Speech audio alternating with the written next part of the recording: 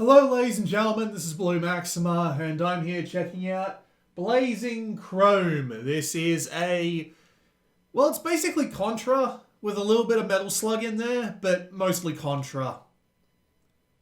So, there's not that much to see in things like the options menu. I apologize if I sound like I'm further away, but I have to turn away due to the fact that I appear to be having some display lag on everything except the monitor that I need to look at for my Switch, and it's weird. I did get this from PlayAsia, and I do need to thank them for it. If you want to support me in the channel, there's a link in the description. Use that and the coupon code, and you'll save a little bit of money off your order and help me out in the process. And there's two more Switch games that I got from them coming, and there they are. Desk Dodgeball and Fishing Spirits, but we won't be seeing them for a little bit. So, I'm about halfway through the game, as you can see here. And this was... wow. Excuse me. And this was in about an hour. So can we actually go back and replay these? We can't. That is a little unfortunate. I guess we have to go play the communication tower then. You can play this game in multiple difficulties, but lower difficulties just give you a few extra lives and a couple of extra weapons every now and again. As far as I can... That's a good start, isn't it? As far as I can tell. The game's quite simple to understand the controls for, at least. Shoot with the... Is this the Y button? Yeah, it's the Y button. Shoot with the Y button, jump with the B button. Try not to die. You can swap between whatever weapons you've got on you with X and A, and you collect them via things like this, like that pickup thing that flew through the air. And you can carry all four weapons at any one time, but if you die, you will lose access to the weapon you had at the time that you died. So, I'm holding the grenade launcher right now. If I die while I'm holding this, I'll lose it and I'll have to pick it up again. But I won't lose anything that I'm not holding on to that isn't the default gun. So, like the plasma whip you saw at the very beginning of the stage is the example I have of that. You also get things like drones. There are three kinds of drones I've seen so far. There's the... Oh god. Oh god. Oh Jesus. Oh man. There we go. I lived. There are three kinds of drones. Speed, which is a double jump, and a little bit faster. Defense, which gives you 3 hits, which absolutely seems like the most useful drone you could possibly have. And then there's the attack drone, which just gives you a second version of the basic gun. I haven't fought this boss before, so I don't actually know its, Oh god. I don't actually know its, patterns. So yeah, the general idea is that you've got linear levels with bosses and sub-bosses, and you need to get to the end, while also staying alive. You have a limited amount of lives. Depends on your difficulty. There are also things like halves to the stages. I'm pretty sure I just hit the second half, based purely on the kinds of design I've seen before. There are some other controls that you have. You can hold R to stand still and aim and shoot in any direction, but it removes the ability for you to crouch, which kind of sucks. You also can't do rolls like this, which are very useful in certain situations. You also have a melee attack that you can throw out via tapping the attack button if an enemy gets too close. But I found the attack the melee, I should say, not just the regular attack, but just the melee, to be surprisingly unresponsive. Like, sometimes there'll be a dude right next to you, you'll let go of the fire button and tap it again. It's not because the fire button and the melee button are the same button, of course. So, you'll let go of the button to attack whatever it is that's in front of you, and it just won't come out, and you'll get hit. This happens a lot, and it's quite frustrating. It gets slightly better as you learn to get along with the game, but yeah, it's still not great if I'm being perfectly honest.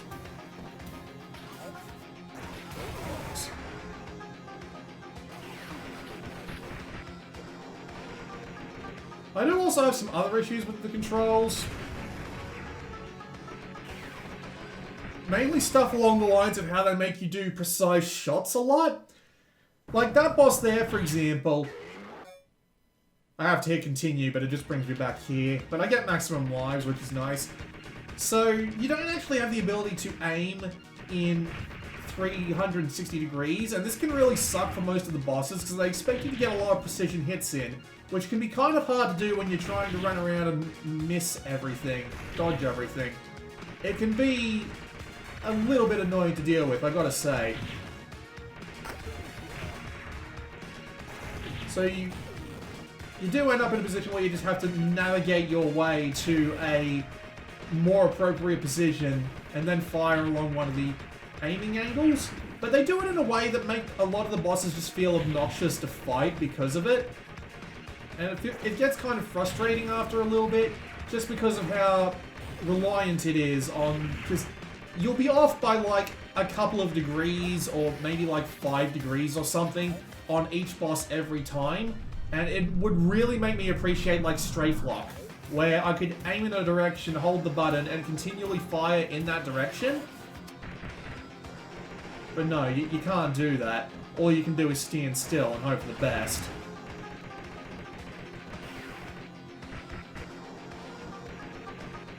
Which kind of sucks, I gotta say. Oh, come on, I jumped out of the way of that.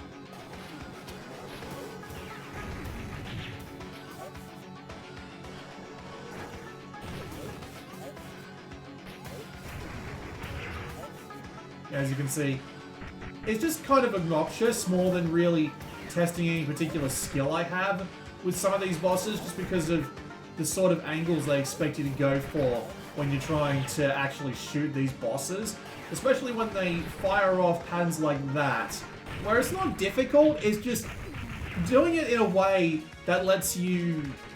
doing the fight in a way that lets you actually hit the boss while also avoiding their shots is just awkward more than it is really challenging. And a lot of the bosses in this game share this sort of approach to things. And it's kind of dick. It's not terrible, it's just kind of dick. This is also doubled by the fact that... Now, I know that the weapons that you're supposed to pick up are meant to be more powerful because, you know, you've obviously got stuff to lose, i.e. you have a reason to not die while you've got these pickups, because if you do, you lose them, and they're supposed to be useful enough that you don't want to do that, right? But in the case of... Hello, you're back. But in the case of this game, all of the weapons feel incredibly overpowered. It's kind of strange just how unbelievably strong they all are. If you play your cards right and get to the... and get to the boss with with just a weapon other than just your basic shooter gun here, you will be doing so much more damage to the boss. Like an insane amount of extra damage to the boss, that you can finish bosses that would normally take like 2 to 3 minutes to deal the required damage in something akin to a few seconds. It can honestly be that quick, but if you're dealing with... Oh dear. Yeah, it can honestly be that quick, but if you... Oh, this is interesting. But yeah, but when you come in with your regular gun, it just takes ages. And it's kind of obnoxious that way, if I'm being honest. The extra weapons just seem to be a bit too powerful. They do give you options to play as other characters, but as far as I can tell, the other characters in this game are just this, the same gameplay with different sprites. There are sections like this, like the second mission does put you on a moving train, but you do get like this little motorcycle segment beforehand, which is the same gameplay, but you just get this little bit of extra movement going on, and oh god.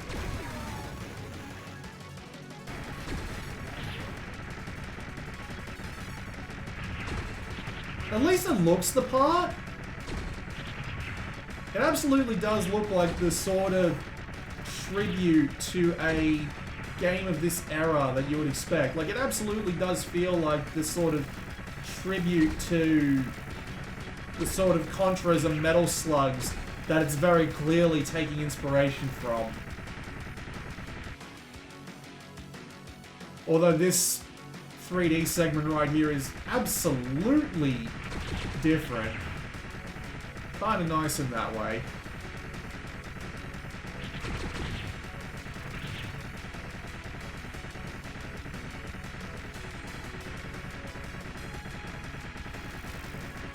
And honestly, the soundtrack, I've been listening to it for about an hour, and I just find myself having very little to care for related to it. It just, I've been completely ignoring it, just trying to make sure I don't die. The game's not actually that hard in the grand scheme of things. It's pretty easy to figure out what you need to do in order to survive each stage. Mainly because each stage is so bloody short. Like, even with, like, repeated continues from trying to figure out just what the bloody hell it is you're supposed to be doing, it isn't really that difficult or that lengthy. Like, the day this game came out, there were playthroughs of it that, there were playthroughs of it that were like 25 minutes. Not even exceeded 25 minutes, like 25 minutes. Yeah, and great, now I'm all the way back at the beginning of the section, because, yeah, they do that.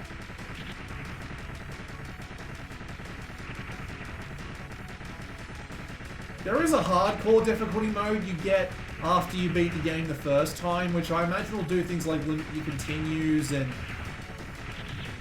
make it so that the game is harder in certain ways, but yeah, it's still pretty short.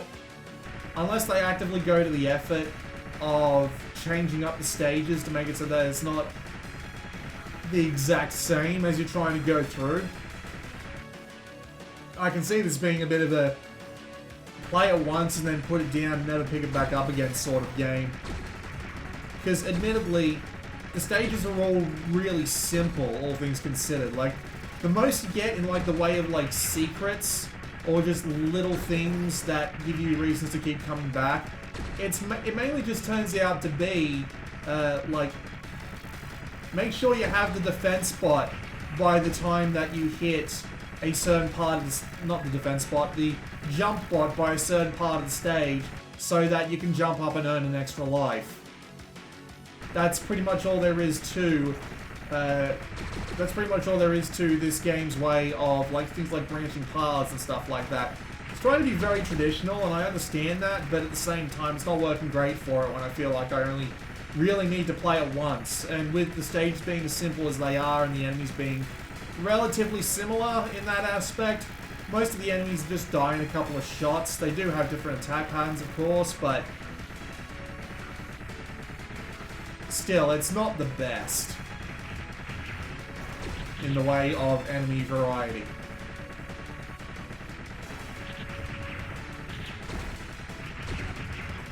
Yeah, basically, I'll be fine with just playing through this game once and then just putting it down, because I don't see the replay value, honestly. As I said, the stages are simple, so once you have a general idea of what you're doing, it's not really going to bother you that much again. There is high scores. You can run 4 games on the high... Of course, I immediately get hit by the same attack I did last time, because this is me we're talking about.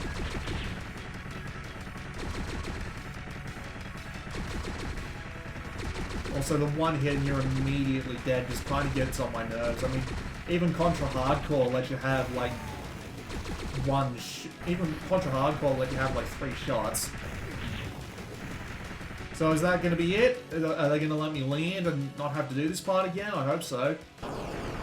Nope, it's a boss. I have to fight the boss.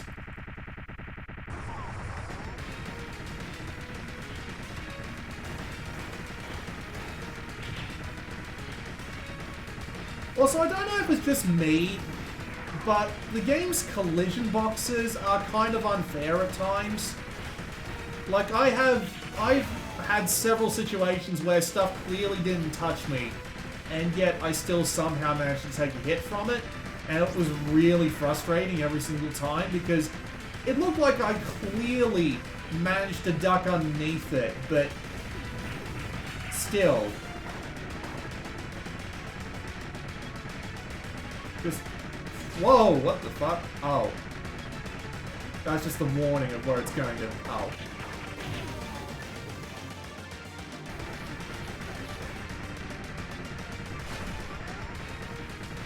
I'm not saying it's a bad game, I'm saying it's just, it has a few things that it does just not 100% right. Yeah, there's a few things about it that just make it not great. I feel like maybe a little bit more polished and maybe like levels that are more interesting. Just give it a little bit more of a tune-up and it would have been great. But yeah, as I said, the score attacking, and they do count the amount of time you spend between continues, so you end up in a position where you need to, if you want to get the high score, you have to go through as fast as humanly possible without dying. Makes enough sense to me. And then we've got the 5th mission. Should I do it, or should I find a way to go back? Well, I can't go back without quitting the game. Let's, yeah. How about this? I'll pop back into the game in another profile. And I can go play another mission.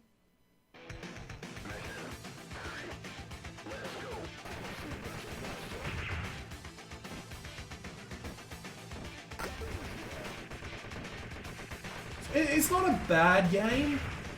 It's just the longer you play it, the more you notice certain things, like how the weapons are just, the pickup weapons I should say, are just a little bit too overpowered to be reasonable.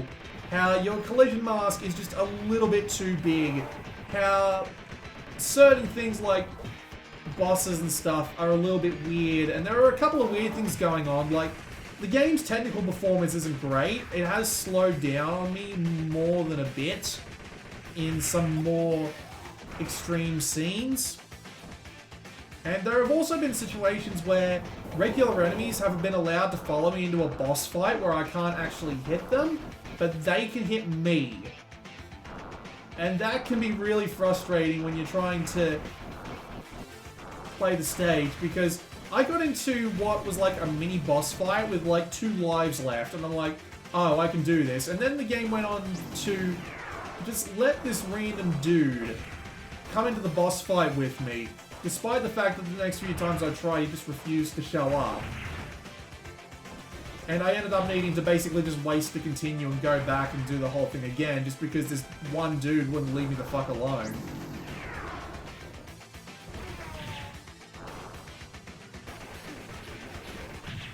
And as I said, the collision masks can be a little bit unfair. And these things here, these fucking rail things are just kind of monstrous, because you can't move while you're holding the fire button, but you can tap it like that. It's just, there's just a lot of weird things going on with the way this shit works, and it's really frustrating to deal with on stages where they're overly reliant on them. So yeah, it's okay. It provides a pretty decent experience. It feels like it's lacking that spark. It feels like a well-constructed stick of dynamite that's just missing the spark to make it truly great. Just at the moment, it's just good.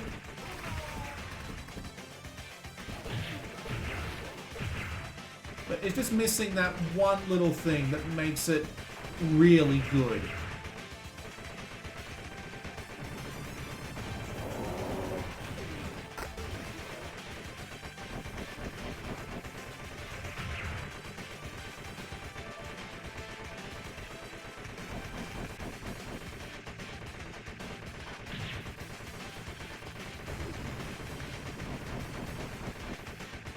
Also, the rumble kind of sucks. I mean, I'm playing this on a Pro Controller, but still.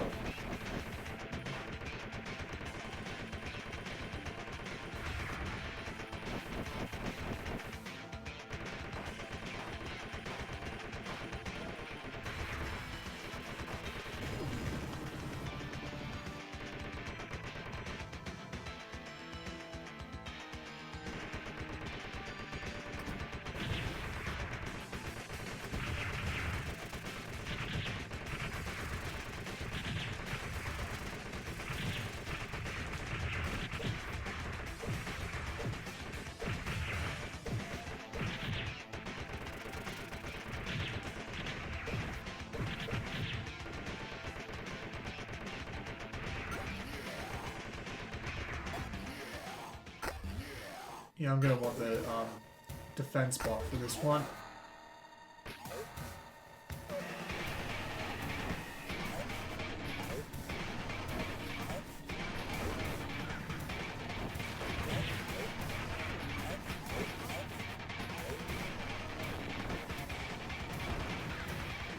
Like, see, the boss just takes tons of damage from, like, the plasma whip that they give you right before the fight.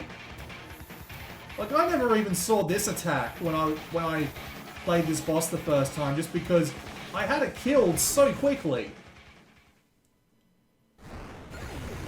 Meanwhile, if you were on the regular gun, that would take, like, double the time.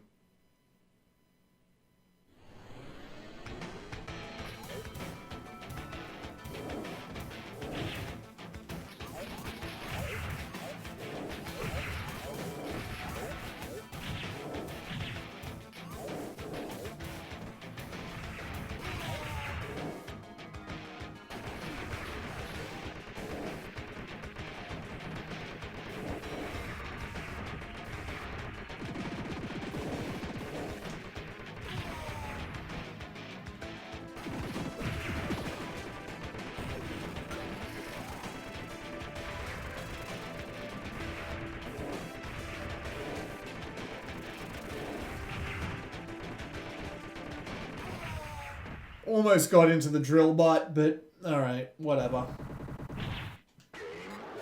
So that was a look at Blazing Chrome. It's not a bad game, but its overall short length and things that could really be to be balanced better, like your hitbox size being just a little bit too big, your weapons being way overpowered, like even for a game like this, being able to wipe through bosses in like a third to half of the time just because you were lucky enough to walk in with a extra weapon like that is just a bit much. And just little things like the game's performance not doing too well, the stage is not having that much in the way of discovery. It's mainly just remember the exact way you have to get through this stage. And just, yeah, it's just missing the little bit of spark to light the fuse to really make the dynamite explode. It's not bad, but for the price they're charging for it, I think you should probably wait for a sale. Maybe wait until it goes under like... Maybe wait until it gets to like $5. Between $5 and $10 is probably the best for it. Because I'm pretty sure this game did cost something along the lines of like $20. Alright, doesn't actually tell you the price. Oh dear. Well, considering that it's now bought, it's not going to show up on any of the eShops, so whatever. But yeah, it's alright. It's not great though. A lot of people have been calling it great. Personally, I can't agree. I think it's just alright. This has been Bloom Maxima, and I will see you all next time.